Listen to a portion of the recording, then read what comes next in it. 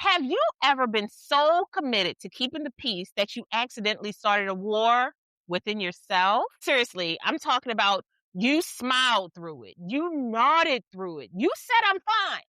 I heard you. You volunteered. You over-explained. You forgave before you healed, and you apologized for things that weren't your fault. You became the unpaid emotional support animal for grown-ass adults, and somehow you ended up exhausted. Today, we're talking about one of the most expensive purchases many women make without even realizing it, buying approval with their peace. And baby, I don't know about you, but the rent is too damn high. Bring in the music. This ain't your average healing chat. It's healing through conversations with me, Loveli Brown. Real talk, deep healing, zero fluff.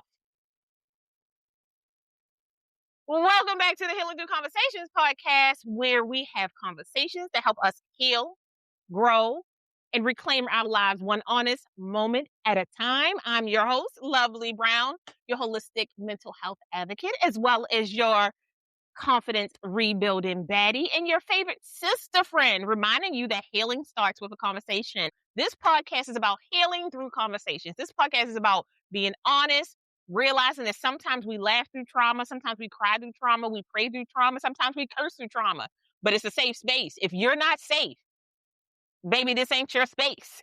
Anyway, today I really wanted to talk to us about something that has been really on my mind. Entering into season 9 of the Healing Through Conversations podcast, I really wanted to start having some deeper conversations. And you're like, how much deeper can you be? Baby, how deep is your love? How deep is your love? Baby, I need to know. Anyway, if you get that reference, you my kind of person. Today, we're going to be talking about the peace scam that nobody warned us about, right? We were sold this idea that we had to be the bigger person, that being the bigger person meant that we had to emotionally bankrupt ourselves in order to stay in their good graces, right? Because somewhere along the way, we learned that good women don't rock the boat. Good women keep everything together. Good women don't complain. Good women sacrifice. Good women understand. Good women always forgive. Good women stay quiet. Bitch, I ain't been quiet since 70. I said this season that I was going to act a little bit more mature. I heard me say it in my sleep, realm sleep, right before I stumbled out of bed to go pee because perimenopause got me going. I'm on a schedule, baby. Pee, sleep, pee, sleep, pee, sleep, pee, sleep, spiritual moment, pee, sleep, wake up cranky, right? And I was like, you know what? One of the things that I had to learn along the way was that when you are carrying everybody's emotional baggage, like we're working at the daggett on airport, right? We're in claims, checking out trauma, chucking it day in and day out. And we're realizing that nobody's coming to pick up their own suitcase anymore, right? We're just holding on to trauma suitcases. We're holding on to people's secrets. You know, I got a Gucci bag full of infidelity, a Gucci bag full of I can't stand his ass, a Gucci bag full of I was molested as a child, a Gucci bag full of I hate this job, a Gucci bag full of I'm holding on to so many traumatic bags because everybody thinks that I can hold these bags. I've been labeled as the strong one. I've been labeled as the I can do it one. I've been labeled as the they don't need anybody one. I've been labeled as the resilient one, right? And I'm not talking about me per se. I'm just saying all of us have walked through those roads over and over again. And I was like, baby, don't project that over here.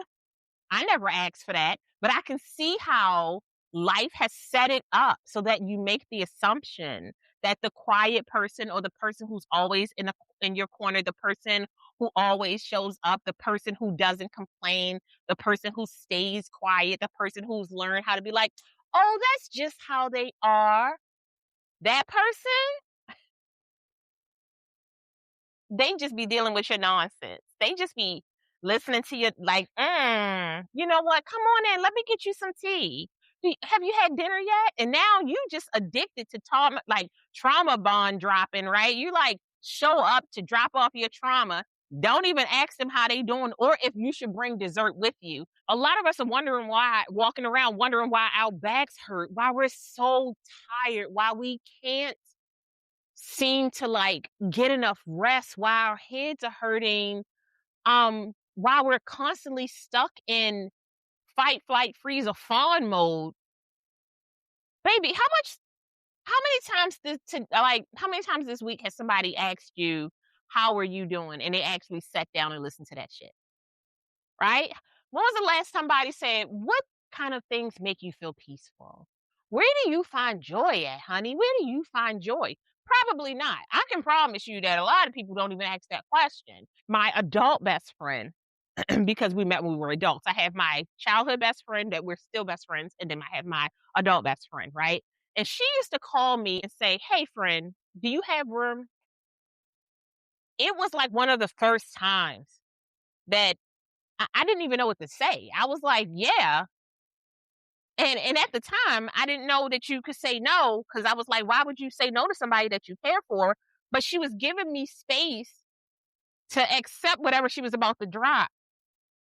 And then she went on and talked to me. And I was like, it was so refreshing. And also, I felt like maybe I made her feel a certain kind of way that she couldn't just call and talk to me. And that wasn't the case. It was the fact that she was trying to respect the energy that I had and to see if I had enough plates available to hand her one while she used it. And we talked and everything. And it felt so good that that's just the relationship that we have now. She really asked me, do I have the space to be able to accommodate whatever she needs to talk about or what's going on? And I learned how to do the same thing. So you reciprocate those conversations, and it was great. Did you know that studies show chronic people pleasing is often linked with anxiety, emotional burnout, chronic stress, and diminished self-esteem? Transitional, right? Your nervous system knows when you're abandoning itself, even when everyone else is clapping. You ever have a moment in your life where you know you don't want to do that shit? Like you genuinely, every piece of your body is saying no, and you say yes, and it feels like your throat locks up on you. It feels like your ass is tight. It is mad at you. Your nervous system you can feel your arms almost get heavy and they feel tingly, or maybe you get an instant headache. You can't stop squinting at people, right? You get that pressure behind your eyes or that throb in that vein that goes across your forehead, or you feel that sharp pain go through your brain. I really want us to think about that because we spend a lot of time trying to make other people feel happy so that we feel safe. Because that's what it is, right? We're trying to set up this movie so that everything that's going to happen, we can predict. We can keep everybody happy so nobody's upset. And then we feel safer because there's nothing for us to fix. But the problem is that we're continuously fixing things because we're what? People pleasing. And when you're people pleasing, you're usually not thinking of you as a person. Think about that. Today's episode is brought to you by your boundaries. Yes, I said it, your boundaries, because girl, I'm tired is not a personality trait. I'm telling you. And because it costs significantly less to say no than therapy. Let me tell you something. I had to learn how to say no too, right? And I love a good therapy session because there is nothing like having somebody to whiteboard with, right? And you say, what the hell does whiteboard mean? When you can talk to your therapist, you tell them everything. They put all of your thoughts, all of your desires, all of the things that's going on with you on their board, right? And they help you organize those thoughts. They help you dissect those thoughts. They help you figure out where things need to go. And they help you come up with the answer yourself, right? A good therapist really lets you come up with 80% of the answers yourself because you know how to walk through so much when you're given safe spaces to do that. So did you know that your brain often interprets emotional rejection similarly to physical pain? I'm going to say that again so you can figure out what did she say? Did you know that your brain often interprets emotional rejection similarly to physical pain? Your brain literally reads when you feel excluded, dismissed, criticized, or rejected, which explains why some of us are out here collecting approval like Pokemon cards. You know what? I remember being young and feeling like if I just made everybody happy, right? So I'm gonna make separate dinners. I'm going to go to all the events. I'm going to go to all of the sports things. I'm gonna show up and I'm gonna put a smile on my face because I'm the problem, right? If I could just learn how to be happier, if I could learn how to be more content, if I could learn how to love deeper, if I could learn how to be more supportive, if I could learn how to you're flipping fan yet. My God. Woo. I was really trying to avoid emotional pain. And that's where a lot of us go wrong. And the problems that arise from us trying to avoid this emotional pain. I'm on an emotional roller coaster. I ain't say I was a singer, but I'm a sing anyway. The more approval we need, the more power we hand away to other people. You ever feel like you have handed all your power away? And then the less peace we have. Because when you are looking for other people to create peace for you, but you don't know what peace looks like for you because you are trying to assimilate to a life that doesn't fit yours, it it can feel very confusing, right? It can feel very confusing and it can feel like you are giving away parts of you you that you just don't want to, but you don't know how to word it. You don't know how to articulate your feelings. You don't know how to accommodate other people as you're learning how to articulate what you're saying. And the truth is that articulation does not require accommodation in any way. And the reason why we're talking about this is because I want to help you understand that building confidence in self trust, I trust me. I can survive a disagreement. I can survive a heavy conversation. I can survive somebody saying no to me. I can survive. I'm going to wake up tomorrow. And this is not a conversation if you are in a domestic violence situation, if you are in a physical violence situation, if you are in a financial violence situation, if you are in a mental violence situation, if you are in a spiritually violent situation. That's a whole different set of conversations that I definitely will talk about later on throughout this season because in a regular relationship, an average relationship, you should be able to say, I don't like that. That does not make me feel good. I would appreciate, can you reword that so I understand it better? Or can we sit down so that we can have a conversation when we're calmer so that when we're talking to each other, it feels more respectful, right? Now, you have to be in I was going to say in a relationship situationship. You got to be in a place with a partner who will listen to what you have to say. That is not always easy. It is not always easy for people to hear what they consider criticism and not jump on the defensive side first. Offensive conversations are for safety. Defensive conversations are to protect, right? And that's why we're learning how to articulate our feelings, wants, needs, and desires, right? Because we want to be in a space where we can have conversations about difficult things and not automatically think that the relationship is over and not automatically think that something is 100% wrong and not think that this person doesn't love me anymore.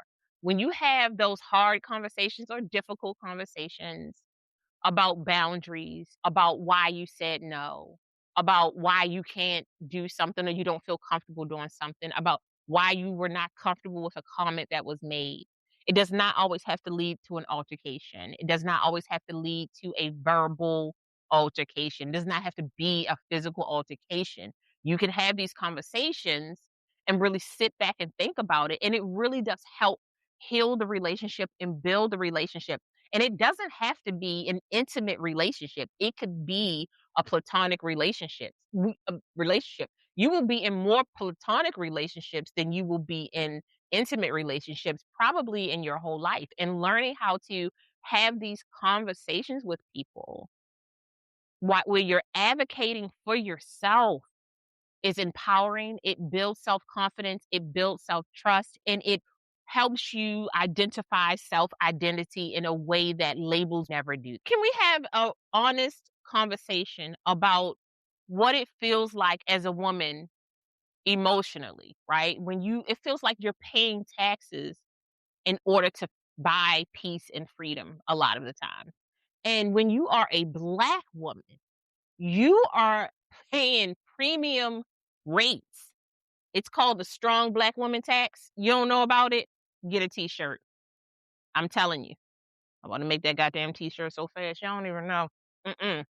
And the expectation that comes along with that tax is for you to handle it, for you to fix it, for you to carry it, for you to manage it, for you to survive it, for you to smile through it, and somehow still look well put together, to speak well, to be so well spoken. You're dressed so nicely. Your hair looks so nice. Is that your hair? Are your eyelashes really that long? You speak so well. What school did you go to? Do you have a mom and a dad? Heifer, do you have a mom and a dad? Is that your hair? Like, we were in the same salon getting our eyebrows and our eyelashes done. What are you talking about?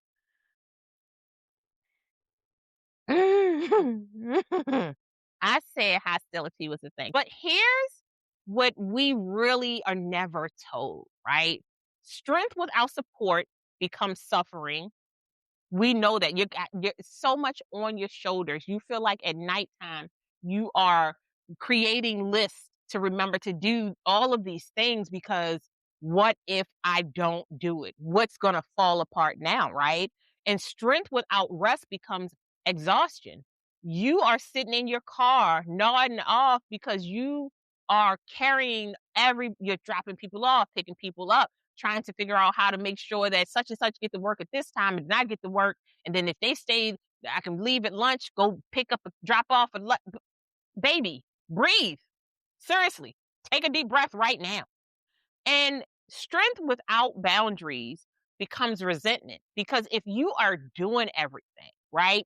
If you feel like not only are you driving the train, you're cleaning the train, you're putting coal in the train, you're getting off and cleaning the tracks, right? You're counting the passengers. You're exhausted. You're like, how many people do you really think I am? And resentment is often grief on one fucking hundred, right? It's you grieving the loss of the life that you thought you were going to have, the life that you just knew was going to happen. It's you grieving the relationships that you thought you were going to have. It's you grieving the respect that you deserve. It's you grieving the tears you are not allowed to cry. It's you grieving the peace that you can see in your head a little teeny bit if you squint like this when on a Tuesday at like 11:30, but you don't feel like you're going to get it. And you deserve to get it. This portion of the podcast is brought to you by NAPS. Yes, NAPS, NAPS. Because healing is exhausting and being awake all the time isn't helping you out at all. You know it's not. That's why you snapping at people on top of getting up and peeing all the time in the middle of the night. I want you to consult your nearest blankie, a car, a chair, a chaise lounge, a cot, a hammock, whatever it takes, baby. You need 15 to 20 minutes of deep breaths. And every time you take a deep breath, I want you to count to 10. It is helping your nervous system calm down. It's helping you relax those hormones that are going through your body. It's helping you to recalibrate so that you can get through the day. Naps. is brought to you by melatonin. Not telling you to take it, but baby, that progesterone sleep is different. Now, before you start fighting me, I want you to listen to me and figure out which one of these signs do you carry all the time, right? So, 5 signs that you're paying too much for peace. Sign number 1, you rehearse conversations in your head for 3 days before you're about to have the conversation. I'm away for it. Mhm. Mhm.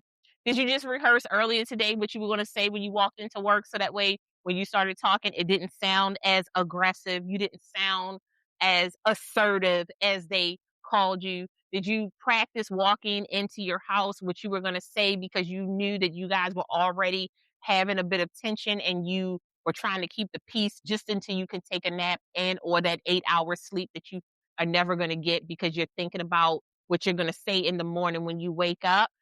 Did you practice that conversation before you went to go visit your mother because you guys have some unfinished business and you haven't really had that conversation? Did you practice that conversation that you're going to have with your sibling because you are tired of them asking you for money and you're just working on that thing? Are you practicing the conversation that you're going to have with your boyfriend because you're not 100% sure that you want to stay in this relationship, but you're scared to let go because you don't know what the future brings? I'm just asking. Sign number 1. Sign number 2, you explain your boundaries like you're doing like you're defending a dissertation, right? You got a 20-page paper, all resources, references at the bottom, table of contents.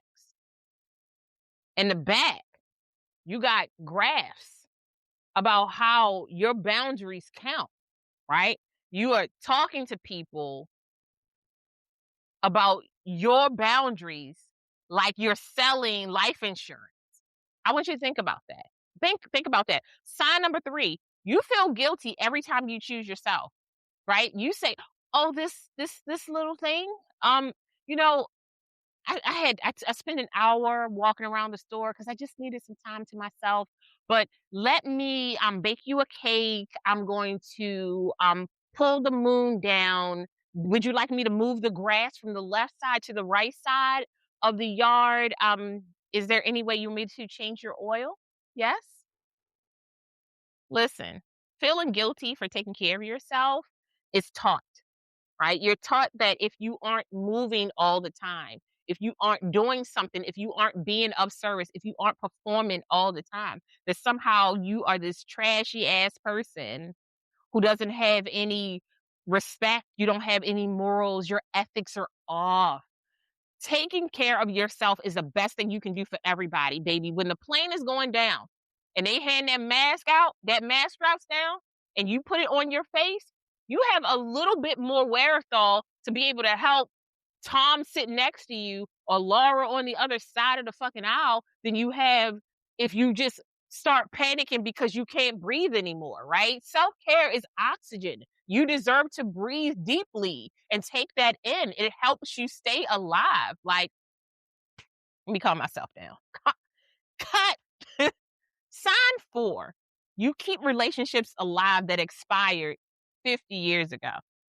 You holding on to relationships like that pair of shoes that you are afraid to let go. You didn't glue the bottom 3 or 4 times. I'm talking about myself with the shoes because my God, I have 15 shoes that are 15 years old. And when they fall apart, I cry like a baby. How dare you let go of me? We were friends. We were together. We were in love. But we do that with our friendships too. We do that with relationships. We try to stay in relationship with people that we've outgrown or who have outgrown us because the truth is that we don't always outgrow people. Sometimes they outgrow us. They become different people. They become more aware people. They become wiser people. And we don't want to lose contact with what that looks like. We don't want to lose proximity to somebody that we may look up to and or envy or have jealousy towards, and so we hold on to those people because we want to make sure that they don't get further along or the people do the same thing to us. And we have to start learning how to respectfully walk away before you wind up in a space where you're saying things out your mouth that you know that you wouldn't have said 5 years ago, but you've let that resentment build up. You've let that expiration date become this I'm sorry, I'm supposed to be taking my medication. I already did that. Your girl is on time. You are in a space where you allowing this relationship that expired years ago to just fester, and it becomes stale, and you guys no longer grow together. You grow apart, but you keep holding on to that trauma. You keep holding on to that one thing that keeps you connected, when sometimes you have friends for seasons, friends for reasons, friends for lifetimes. Just remember that. And sign number 5, you say, "It's okay. It's fine. It's okay. It's okay. It's okay. It's fine." Meanwhile, your eye is jumping, your hand, which used to mean that money was coming in it feel itchy because they're on fire because you want to hurt somebody. It could be you, it could be them. You're crying in the shower, cursing people out, slamming closet doors. You didn't hurt yourself and pop the fingernail off because you slammed the door, but you're not coordinated enough. And now the acrylic is gone. Can y'all tell I have gone through this, right? It's okay. It's okay to say, it's not okay. I don't like this. Not going to be able to show up. I can't do that. I don't feel that that's good for me. It's literally okay to take care of yourself.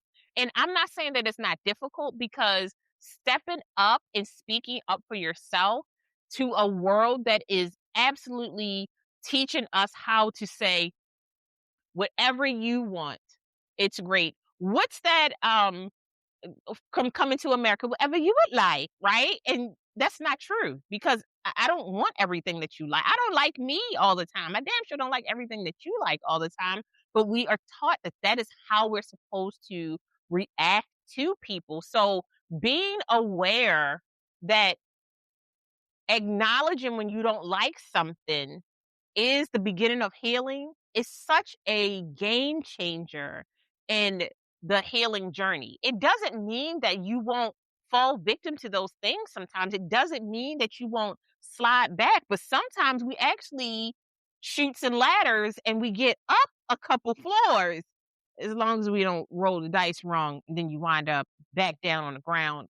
Listen, I got trauma from that, but we won't talk about it here. So we're going to do some homework. I know. You said, "Girl, if you give me any more things to do." I said, "Girl, I'm going to give you a lot to do this season, because we got a lot of learning to do. We got work to do on ourselves, baby." So I want you to imagine a scenario like this, right? You're standing in front of a house. The house represents your peace. Who has the keys to your house? Who has the keys to your peaceful house? Is it your mother? Is it your ex? Is it your boss, your children, social media, the opinion of strangers, your fears, your past, your trauma? Who has access to your house? And because everyone can enter your peace whatever they want, it means you don't own it, right?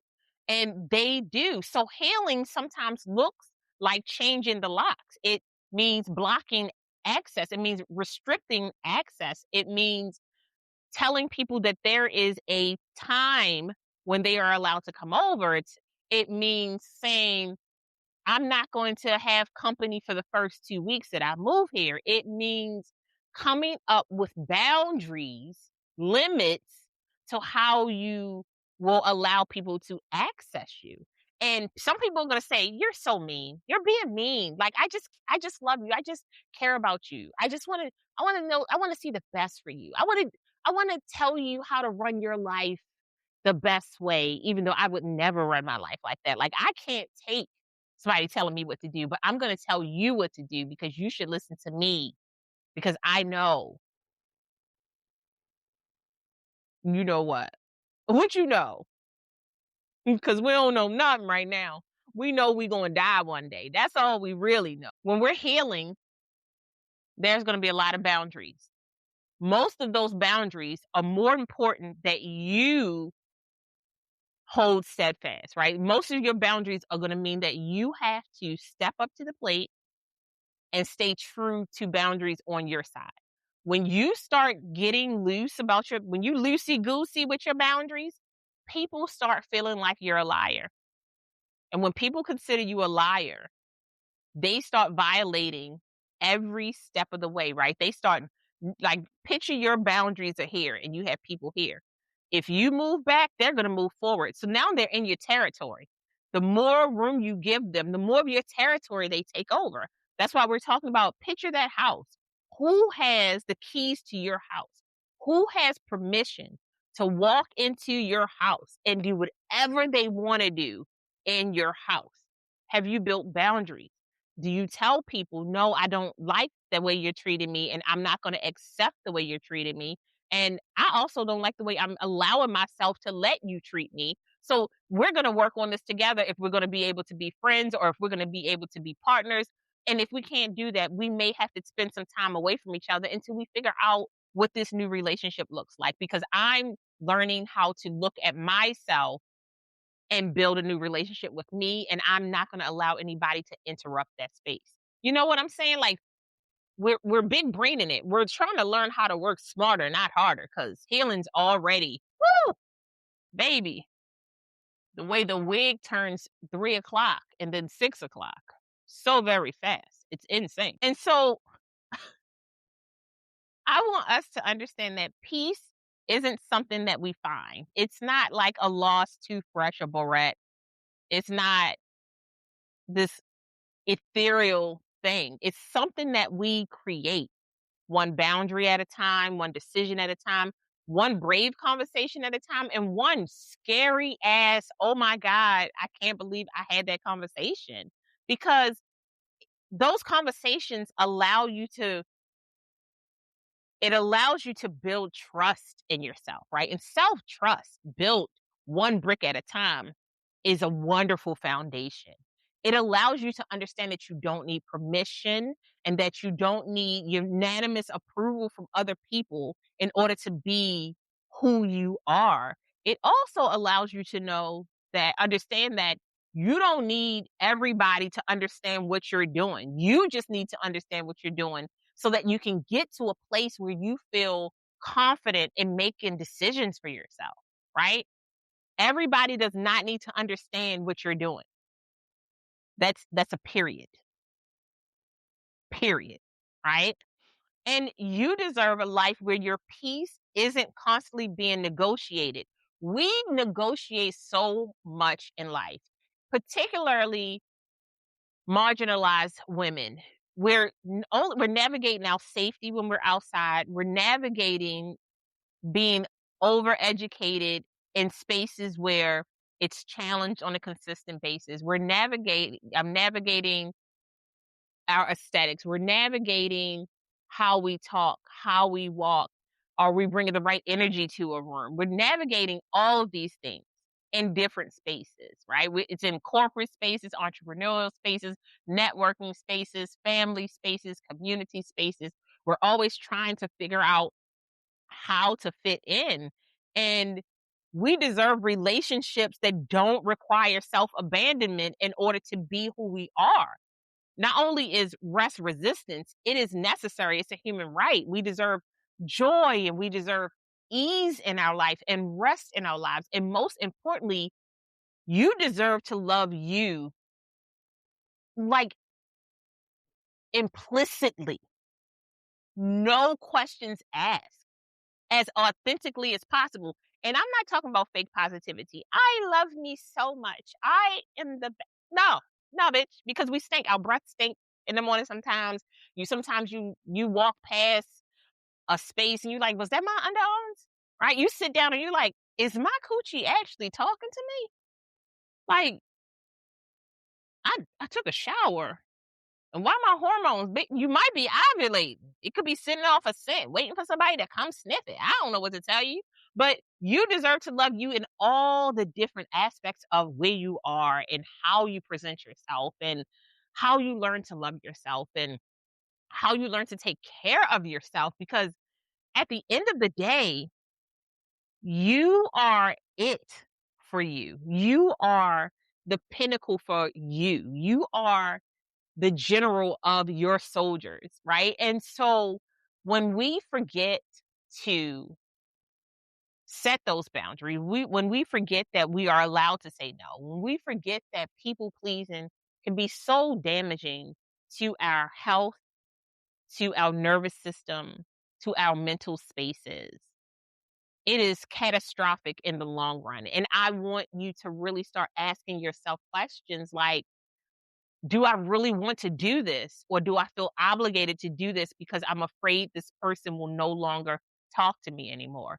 That is a huge question to ask, and it can be frightening. So before we end this podcast, I want you to ask yourself these two questions. I know you're like, if this girl give me one more set of anything to ask, hey, it's a mental health podcast.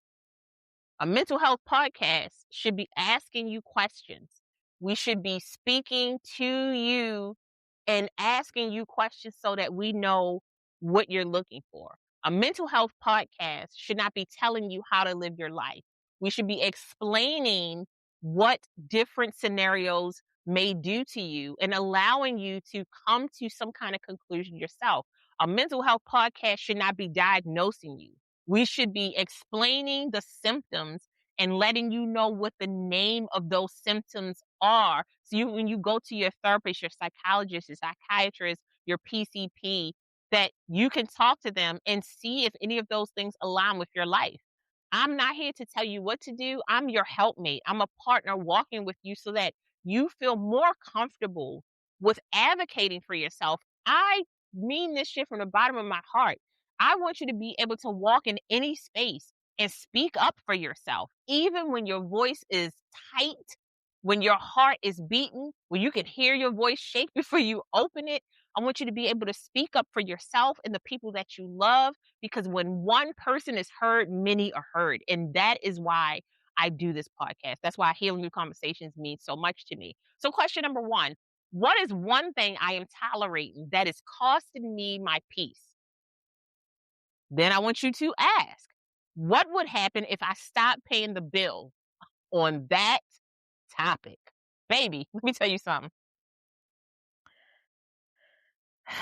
I fight every month to decide if I'm going to pay for DirecTV because there is a subscription for a subscription in this house. And I just haven't found that DirecTV is the bee's knees that everybody thinks it is. However, my husband loves it, and I love that motherfucker. So I'm going to pay the bill because I ain't got that many bills to pay because he pay all the bills. And so you see how I'm going to pay that bill because that bill is working out for me. Very much so. I am clocking it with my peace. And I love a peaceful moment because I don't have to think about those other things. And that's a privilege. But I'm going to acknowledge that that is the privilege that I live in. And I love it so, so damn much. That man is good to me. He's a good man, Savannah. I know. I worked on him for a long time. And then he worked on me. And we had them kids. You know what? That's not what this podcast is about. Let me get myself back into the conversation. Guys, woo, I love talking to y'all. I love these solo podcasts because it is just unhinged. We have conversations, we ask each other questions, we talk about real life scenarios, we embrace each other. We understand that our failures are successes in the long run when we learn from them, right? And so that's why I genuinely love healing through conversations. Like I love having moments where we bond together, we heal together, where we laugh together, we cry together, we curse together, we pray together. Baby, we're having a just a beautiful circular moment. And I'm loving it every day. And if this podcast, this conversation spoke to your heart, it made you feel connected and it made you feel heard, thank you so much for spending time with me. You didn't have to. I genuinely appreciate you spending time with me because I needed people to spend time with me. I needed to have these conversations. I needed to work on healing. I am still on my healing journey, and that's why we do this together, right? So if you haven't already, please subscribe to the podcast. I would appreciate it so much. Also share this episode with someone who needs permission to choose themselves. Some people need you to say, hey, you're allowed to be mad, or hey, I don't like the way things are going, but like, I know you can't move right now, but I want you to listen to this podcast episode. Just listen to this one and see if it sparks any memories. If you could leave a review, because it really helps me to decide what kind of conversations that we have in the future. I want to talk about things that you genuinely love and want to talk about.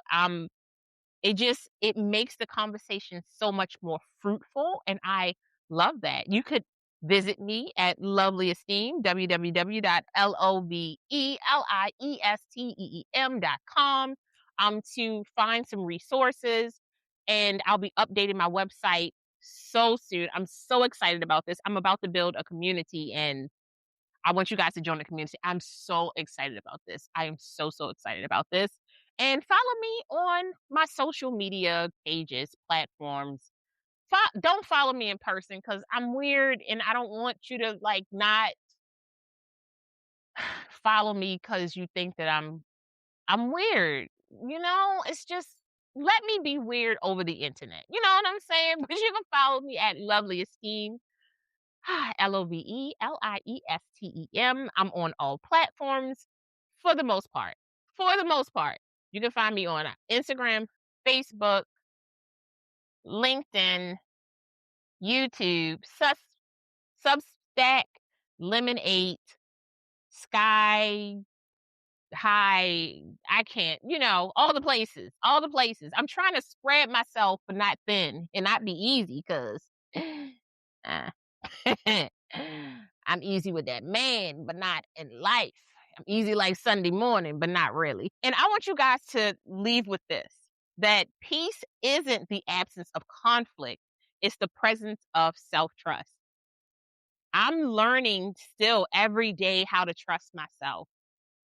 And it is so important that you learn how to trust yourself, because it gives you this confidence to walk in rooms when you are feeling less than, and retrieve some of that energy in your body to help you get through those spaces. When you're having those hard days, that self-trust helps you align the energy around you with the day that you need to have. Self-trust is realizing that, hey, I'm not doing well today, and I'm going to say, hey, I'm not doing well today, so that people can stay back and chill out while you get yourself together. I appreciate you guys so much. I thank you again for spending time with me. I want you to remember that we are learning how to articulate our feelings, wants, needs, and desires, so that we can better advocate for ourselves and the people that we love. We are learning how to articulate, not accommodate, and we're building beauty with a backbone over here on the Healing Through Conversations podcast, aka Lovely Esteem, aka Loveli Brown, aka don't make me come get you because you're not doing what you're supposed to do. I love you. Thank you so much for joining us. We hope you found some healing, connection, and joy. Until next time, bye, loves.